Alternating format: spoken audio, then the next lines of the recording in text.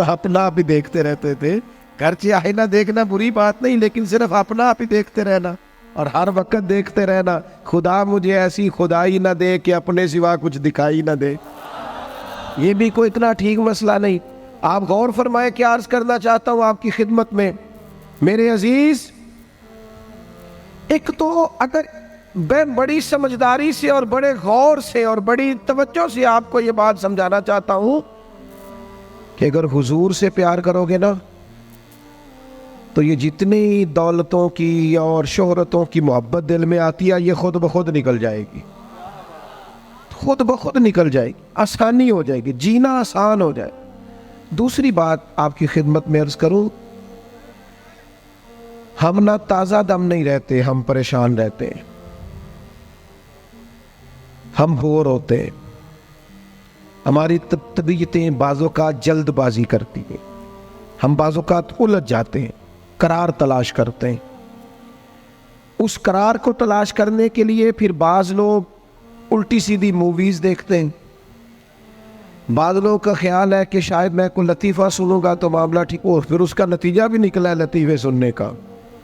اب لطیفے سنانا بھی اتنا بڑا کام ہو گیا ہے کہ مولوی ہے پگڑی داڑھی والا لیکن اس کے نام کے نیچے لکھا فنی مولوی.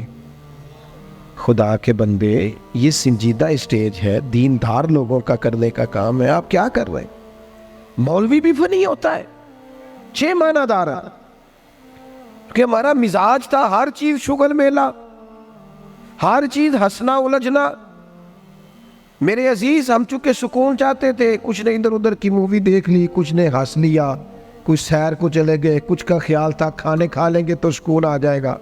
یاد رکھنا ان چیزوں میں سکون نہیں ہے، ان میں تو آپ الجھتے جائیں گے. مزید تو سکون کہاں ہے، قرار کہاں ہے؟ آپ کبھی صحابہ کی زندگیاں دیکھیں نا، حالات جس طرح کے بھی تھے نا، ان کو جو سکون ملتا تھا وہ رخ مصطفیٰ سے ملتا تھا. ان کی طبیعت پوری لگ گئی تھی کہ حضور علیہ السلام کی جو یادیں ہیں وہ دل کو تازہ کرتی.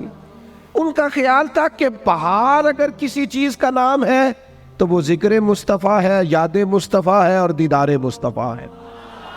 اعلیٰ حضرت مفتی ہیں، فتویٰ دیتے ہیں. اعلیٰ حضرت مفسر قرآن ہے، کنز الایمان بذات خود ایک تفسیر ہے، ترجمہ ہی تفسیری ہے.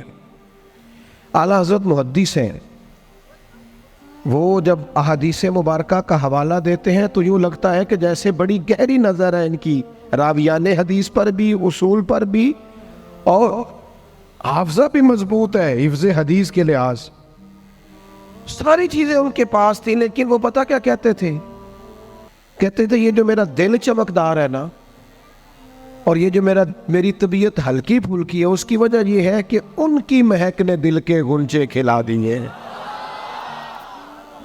یہ میں نہیں آپ کو تقریر سنا رہا، میں تو جذبات کا اظہار کر رہا ہوں.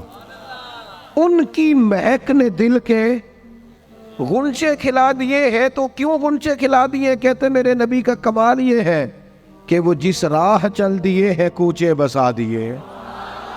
وہ جس راہ بھی چل دیے ہیں کوچے، حضور پر تھوڑا گزر جائے تو کام ہو جاتا ہے.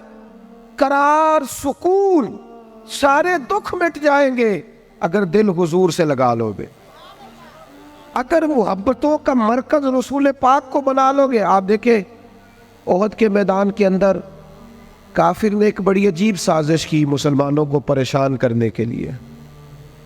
اور بھئی آپ لوگوں کی وجہ سے اگر اتنے لوگ تکلیف میں ہیں تو آپ کو سمجھ جلدی سے بیٹھ جائیں جی، جلدی سے جی، فیصلہ کرنے میں اتنی دیر، اللہ آپ کو سلامت رکھے، بیٹھ جائیں جی.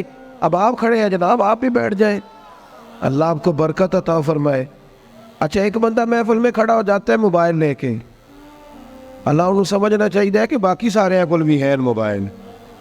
خدا کے بندے آپ کی وجہ سے اتنے لوگ پیچھے اگر پریشان ہیں تو آپ کو سمجھنا چاہیے اس چیز کو. اللہ تعالیٰ آپ سب کو ہنستا اور مسکراتا رکھے. نبی پاک کی ذات سے جب آپ کی کامل وابستگی ہو جائے گی نا تو حضور کی ذات والا کا پیار، اور پیار لاروں والا نہیں ہونا چاہیے خالی جل سے محفل میں اور مائک ہاتھ میں آیا تو عشق کا دعویٰ تگڑا، خالی اس طرح نہیں. تنہائی میں بھی تو روئے حضور کی بارگاہ. ایک محفل میں ایک دفعہ حاضر تھا تو ایک نعت کا بچہ میرے پاس آیا. کہنے لگا جی میری سفارش کر دیو، میں بھی حضور دی بارگاہ چ حاضری لوانی ہے۔ میں کہ پتر تو گھر جا کے پڑھ لے، اتنے بھی حاضری لگ جائے گی کہ 4000 بندہ چاہیے حاضری لوان گئی۔ حضور کی بارگاہ میں تو جہاں بیٹھ کے بھی پڑھے حاضری لگ جاتی ہے۔ اس کے لیے کیا ساج سمر کے مجلس ہی فقط ہو تو حاضری لگتی ہے؟ یہ بھی اعلیٰ حاضری ہے، پر وہ تو واللہ وہ سن لیں گے اور فریاد کو پہنچیں گے ہم۔ بس اتنا تو ہو، کوئی فریاد کرے دل سے، تو بات تو دل سے کر۔ آپ کی جب کامل وابستگی حضور سے ہو جائے گی نا، تو یہ غربتوں کا ڈر، یہ پریشانیاں، یہ آزمائشیں، ایک جگہ رونا نہیں رویا حضرت بلال نے کبھی اپنی غریبی کا، ایک جگہ پریشان نہیں ہوئے کبھی حضرت سلمان فارسی کے میں پردیسی ہوں، ایک جگہ بھی کبھی جناب صہیب رومی کو تکلیف نہیں ہوئی۔ کیوں بلا؟ اس لیے کہ حضور کی محبت ایسی دوا ہے جو ہر بیماری سے شفا عطا کر دیتی۔ احد کے میدان میں کافروں نے ایک چال چلی تھی، ان کو پتا تھا کہ کون سی بات مسلمانوں کو زیادہ پریشان کر سکتی ہے۔ انہوں نے ایک افواہ پھیلا دی تھی کہ معاذ اللہ حضور کو شہید کر دیا گیا۔ اس کی وجہ سے شدید پریشان ہوئے صحابہ، اور جنگ کے جو نتائج برعکس آئے اس کی بڑی وجہ یہ افواہ بھی بنی۔ اب صحابہ بڑے پریشان تھے، حضور شہید ہو گئے۔ کچھ لوگ نا میدان احد سے جب واپس آ رہے تھے نا، جنگ ختم ہونے کے بعد، ایک خاتون جا رہی تھی میدان جنگ کی جانب۔ عورتیں اپنے مزاج کے لحاظ سے کمزور ہوتی ہیں قلبی طور پر، اور بڑی خوبصورت بات لکھی ہے علماء نے، کہتے ہیں عورت کے دل میں درد زیادہ ہوتا ہے نا، پیار زیادہ ہوتا ہے، اور یہ جو وہ کمزور واقعہ ہوئی ہے اسے عیب نہ سمجھو۔ اسی لیے تو اللہ نے بچے کو پالنے کا ذمہ اس کا لگایا ہے کہ وہ شفقت زیادہ رکھتی ہے، محبت زیادہ رکھتی ہے، درد دل زیادہ رکھتی، اس لیے جس درد سے وہ بچے کو پال لیتی ہے نا۔ میرا بیٹا ایک دن گھر میں کچھ پکا ہوا تھا، اس کی اماں کہنے لگی کھانا کھاؤ، کہندا ہے میں نہیں کھانا۔ وہ دی اماں کہندی میں بڑا زور لایا، بڑی محنت کی، بڑی گرمی چ پکایا، اج تے ہی کھانا پڑا ہے۔ کہنے لگا میں نہیں کھانا، میں آرام سے کھانا کھا رہا ہوں۔ اب وہ ماں بیٹا بحث کر رہے ہیں۔ تھوڑی دیر گزر گئی تو مینوں کہندی تسی کیوں نہیں بول دے؟ میں کہا مینوں پتہ ہے کنے جیتنا ہے، تھوڑی دیر بعد کھلو جو، مینوں پتہ ہے کنے جیتنا ہے۔ وہ بچہ اٹھ کے اندر چلا گیا، کہنے لگا میں نہیں کھاندا، تسی کھاؤ۔ وہ پھر 5 منٹ لنگے تو وہ پکانا شروع کرتا جو بچہ کہہ رہے ہیں۔ تو میں کہا میں تو پتہ ہے نا نتیجہ کی ہے، تو اس بحث میں جانے کی ضرورت ہے؟ اس لیے کہ ماں اولاد کے سامنے ہمیشہ ہی ہار جاتی ہے، وہ اولاد کے سامنے جیت سکتی وہ نہیں جیت سکتی نا۔ شفقت ایسی ہے، عورتیں مزاج کے لحاظ سے اللہ تعالیٰ نے نرمی دی ہوتی، اس کو عیب نہ جانا جائے، یہ اللہ تعالیٰ نے انہیں ودیت کی ہے چیز۔ تو خاتون جا رہی ہے میدان احد کی جانب، وہاں سے صحابہ آ رہے، تو خاتون پوچھتی ہے صحابہ سے حضور کا کیا حال ہے؟ تو ایک صحابی اپنے لہجے میں گویا کہنے لگے خبر مشکل ہے پر تجھے سنانی بھی ضروری ہے، اس جنگ میں تیرے بھائی کا انتقال ہو گیا ہے۔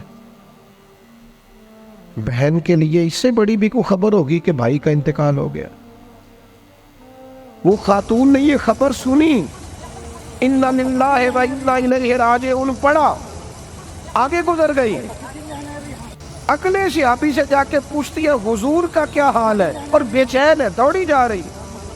یہ میری بات کو سمجھے آپ، کسی ایک جگہ جب آپ کی محبت کا غلبہ ہوتا ہے تو پھر بعض غم لگتے ہی نہیں، آپ کی کیفیت ہی اور ہوتی ہے زندگی گزارنے میں۔ آگے بڑھی، ایک اور صحابی ملے، ان سے پوچھتی ہے حضور کا کیا حال ہے، تو کہنے لگے میرے پاس تیرے لیے ایک بڑی سخت خبر ہے، تیرے شوہر کا انتقال ہو گیا۔ اس نے تھوڑی دیر کے لیے خاموشی اختیار کی، اللہ کی رضا پہ راضی رہنے کے کلمات ادا کی اور آگے بڑھی۔ ایک اور شخص سے سوال، یہ ذرا سوچتے جانا، یہ خبریں اگر اچانک ملیں، بھائی چلا گیا ہے، باپ چلا گیا ہے، اس کو سوچنا، اپنے اوپر طاری کرنا، خدا نہ کرے ایسا ہو، پر جب خبر ملے تو کیفیات کیا ہوتی ہیں۔ وہ خاتون آگے بڑھی تو ایک شخص اور ملا، پوچھتی ہے ذرا بتاؤ نا حضور کا کیا حال ہے؟ تو کہنے لگے میرے پاس تیرے لیے خبر ہے کہ تیرے والد بھی اس جنگ میں شہید ہو گئے۔ بیٹیوں کا تو میکا ہی باپ سے ہوتا ہے، ماں سے ہوتا ہے۔ والد چلے گئے، تھوڑی دیر کے لیے گردن جھکی، کلمات ادا کی، اور پھر یہ پوچھتی ہے صحابی سے، والد چلے گئے، بھائی چلے گئے، شوہر چلے گئے، مجھے بتاؤ کہ میرے نبی پاک کا کیا حال ہے؟ وہ صحابی کہنے لگے الحمدللہ میں زیارت کر کے آیا ہوں، رسول پاک بالکل ٹھیک ہے۔